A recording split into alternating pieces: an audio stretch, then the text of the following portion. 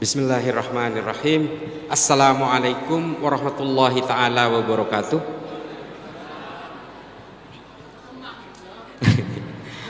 Allahumma salli ala Sayyidina Muhammad wa ala ali Sayyidina wa maulana Muhammad. Yang saya hormati dan saya takdimi Kiai Suadi, yang saya hormati Kiai Yusuf Hudori, dan yang saya hormati para masyayikh, para habaib, para alim, para ulama, para sepo sedajah, nyon seporah. Saya akan berbahasa Indonesia meskipun saya asli Madura sebenarnya. Saya lahir dan besar di Madura. Saya lahir 71, usia saya sekarang 52 tahun. Mohon maaf, 52 tahun, jadi udah tua. SD sampai SMA saya di Madura. Saya sempat mondok, alhamdulillah, di pondok pesantren Syekhona Khalil di Bangkalan di Madura. Kemudian saya kuliah di Jakarta. Saya sempat juga sekolah di Amerika. Kemudian ya akhirnya saya kembali ke Indonesia tahun 2005. Banyak yang akan saya sampaikan sebenarnya. Ini bisa bahasa Madura ya, nanti saya mungkin campur-campur bahasa Madura. Bapak ibu-ibu sekalian, mungkin selama ini saya banyak beredar di YouTube, kadang juga ada di TV, tapi mungkin saya pertama kali ke Pasuruan. Tidak banyak yang sebenarnya bisa saya hantarkan karena tadi Al-Mukarram Kiai Haji Marzuki Mustamar, Kiai Yusuf, Kiai Suadi sudah menyampaikan semua. Saya hanya ingin memberikan gambaran bahwa apa sih yang menjadi virus hari ini di negara kita. Yang menjadi virus hari ini di negara kita adalah ada dua hal penting, yaitu yang pertama adalah tentang salah satu ajaran yang bernama Salafi Wahabi. Ini menjadi virus. Mengapa menjadi virus? Saya katakan menjadi virus. Saya kebetulan tenaga ahli pencegahan radikalisme, ekstremisme, terorisme di Mabes Polri. Saya melekat bekerja sehari-hari dengan Densus 88. Dan saya harus mengakui jati diri saya, karena apa yang akan sampaikan ini adalah data-data dari temuan saya ketika saya berhadapan langsung dengan teroris-teroris yang baru ditangkap. Saya harus akui itu. Dan saya punya data berdasarkan pengalaman saya ketika saya bertatap muka dengan mereka. Saya pastikan 100% teroris yang ditangkap oleh Densus 88 berfaham Salafi Wahabi. Saya pastikan itu. Kalau ada yang mau bantah, silakan datanya ke saya. Jadi kalau kemudian ajaran-ajaran Salafi Wahabi mengharamkan maulidan, mereka melarang tahlilan, mereka melarang haul, teroris yang ditangkap oleh Densus 88 juga melarang hal yang sama. Perbedaannya di mana? Kok seolah-olah ajaran-ajaran dari ustadz-ustadz Wahabi ini kok kayaknya sejuk-sejuk semua? Pintu pembukanya adalah ustadz-ustadz yang hari ini beredar di media sosial dan juga di televisi. Itu pintu pembukanya.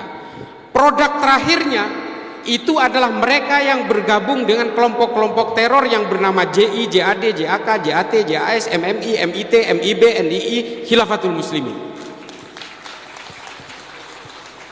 Saya 5 tahun di Amerika khusus mempelajari pergerakan-pergerakan kelompok radikal ini. Saya tinggal di Amerika, saya hidup di Amerika, saya belajar Islam di Amerika. Saya belajar tentang sejarah dan filsafat Islam di Zaytuna Institute di Berkeley di California. Kebalik, menabi orang Madura ajar agama nikah de Arab. Saya kebalikannya, saya ke Amerika. Tapi nggak apa-apa, ilmu itu ada di mana-mana. Lalu kemudian apa yang membuat ajaran ini kemudian membentuk orang untuk pada akhirnya melawan negaranya, dan mengapa kemudian ajaran ini membentuk orang supaya secara tega dia bisa menghalalkan darah orang, meskipun satu keimanan sekalipun, satu tafsir sekalipun.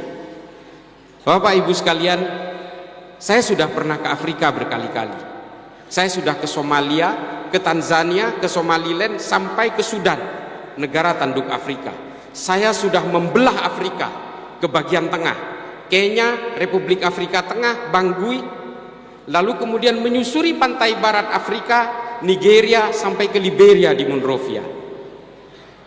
Di Somalia ada kelompok teror yang paling ditakuti di Afrika, namanya Al-Shabaab. Di Nigeria ada kelompok teroris yang paling ditakuti di pantai barat Afrika, namanya Boko Haram. Di Afrika Tengah ada kelompok teroris yang paling ditakuti bernama Seleka. Di utara, di Sudan, ada kelompok teroris yang paling ditakuti bernama kelompok Hasan Turabi. Di Pakistan ada kelompok, saya sudah juga ke sana. Di Pakistan ada kelompok teror bernama Laskar At-Taiba. Di Thailand Selatan ada kelompok separatis kemerdekaan Thailand Selatan. Di Filipina, saya juga pernah ke Filipina, ada kelompok namanya Abu Sayyaf. Di Suriah juga ada kelompok yang paling ditakuti hari ini yang bernama Jabatun Nusra dan juga Liwa'ut Tauhid. Ini semua adalah kelompok-kelompok teror yang berfaham Salafi Wahabi. Di YouTube banyak yang membantah ini. Saya tantang, kalau memang tidak percaya bahwa teroris yang ditangkap oleh Densus itu hari ini berpaham ini, saya bawa ke penjara, ketemu langsung dengan terorisnya. Saya tantang. Mereka punya pemahaman yang sama. Kelompok-kelompok Salafi Wahabi, kelompok-kelompok teroris yang hari ini ditangkap Densus 88 punya pemahaman yang sama. Perbedaannya adalah orang-orang yang tidak percaya bahwa kelompok Salafi Wahabi ini akan menjadi teroris, ini adalah orang yang baru berkenalan dengan ajaran ini. Produk akhirnya akan menjadi teroris. Kenapa? Ada salah satu konsep dari kelompok ini yang kemudian dipakai hingga hari ini, yang dicetuskan oleh seorang pemikir Islam bernama Ibnu Taimiyah pada abad pertengahan, yang ditulis dalam kitabnya bernama Majmu' al-Fatawa. Konsep ini yang disebut dengan konsep al-wala wal bara. Ahlan wa sahlan Kiai Haji Muhaimin Iskandar. Allahumma shalli ala Sayyidina Muhammad. Tak langkong kula kengki asalam, takut cangkolang, takut suul adab, saya harus salaman.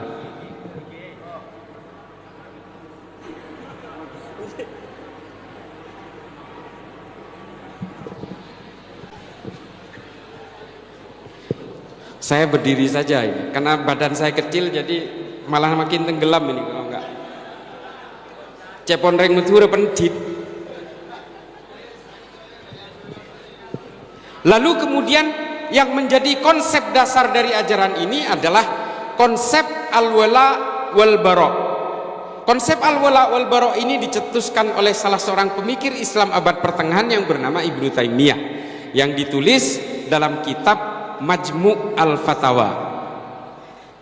Nah, persoalannya kemudian adalah konsep-konsep seperti al-wala wal bara inilah yang kemudian diusung ke Arab Saudi oleh Muhammad bin Abdul Wahab untuk memerdekakan Saudi dari kekuasaan Kekaisaran Ottoman, Kekaisaran Utsmani. Nah, ajaran-ajaran ini kemudian disebarkan di Arab Saudi, lalu kemudian orang-orang Arab Saudi berusaha melepaskan diri dari kekuasaan Kekaisaran Utsmani. Nah, persoalannya kemudian ajaran ini dibawa ke negara kita, tujuannya satu. Tujuannya ingin menumbangkan Nahdlatul Ulama. Nah, ini yang harus kita pahami. Mengapa orang-orang Wahabi ini mengharamkan Maulidan? Karena keluarga Ibnu Saud paling takut dengan kerumunan masyarakatnya sendiri, karena mereka takut rakyatnya sendiri memberontak kepada keluarga Ibnu Saud. Ini tolong diperhatikan. Nih, seperti perkumpulan-perkumpulan jamiah seperti ini paling ditakuti oleh keluarga Ibnu Saud. Lalu mengapa orang Wahabi juga anti terhadap dzurriyyah kenabian? Mengapa kemudian orang Wahabi anti terhadap habaib? Karena musuh dari keluarga Ibnu Saud itu adalah seorang habaib dari keluarga Ibnu Rashidin di kota Ha'il. Semua fatwa-fatwa ulama Wahabi ini dibuat berdasarkan pesanan untuk memperkuat politik kerajaan Ibnu Saud. Ini tolong diperhatikan. Mengapa mereka anti terhadap musik dan juga kebudayaan-kebudayaan lokal? Karena mereka memang takut sekali terhadap perkumpulan-perkumpulan masyarakat, perkumpulan-perkumpulan komunitas yang dicurigai akan melakukan pemberontakan terhadap kerajaan. Ini yang harus dipahami oleh kita semua.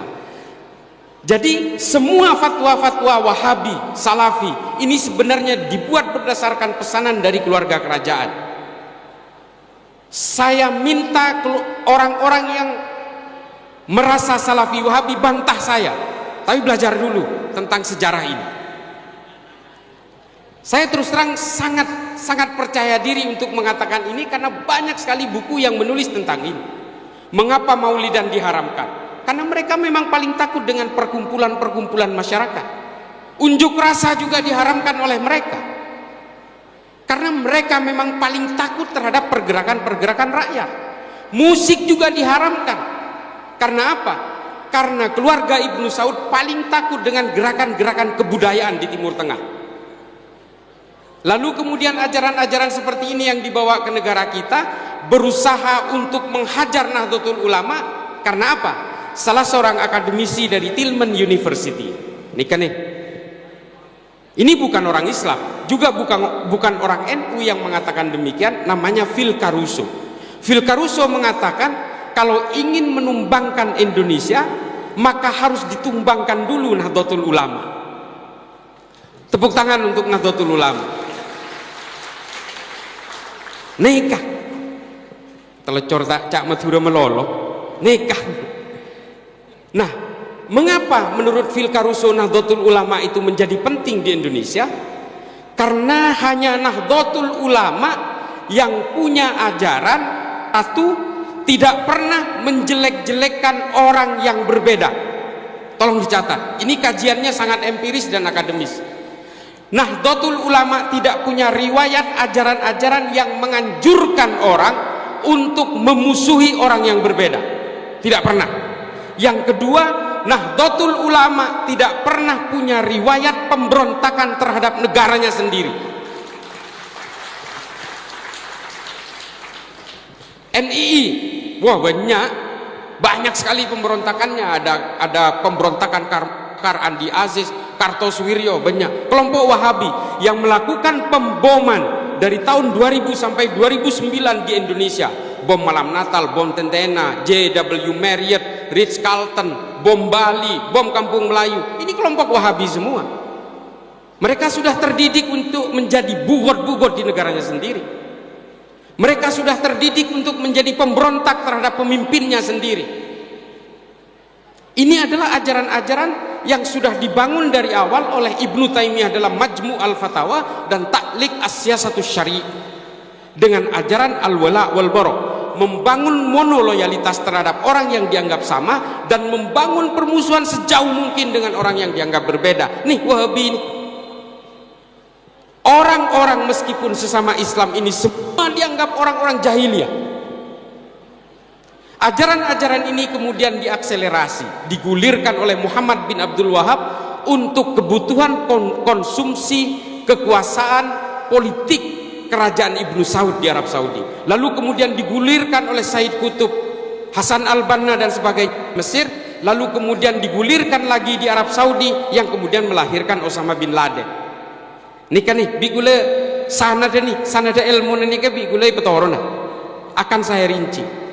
Ajaran-ajaran Muhammad bin Abdul Wahab ini kemudian memecah menjadi dua bagian yang bernama Salafi Wahabi Hijazi dan kemudian yang satu adalah Salafi Wahabi Haroki yang nantinya akan melahirkan Salafi Wahabi Jihadi.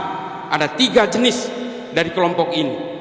Lalu kemudian Said Qutb menulis 2 kitab besar selama di penjara oleh Presiden Gamal Abdul Nasir, yaitu kitab yang bernama Fi Dhilalil Quran dan Ma'at fil Tori.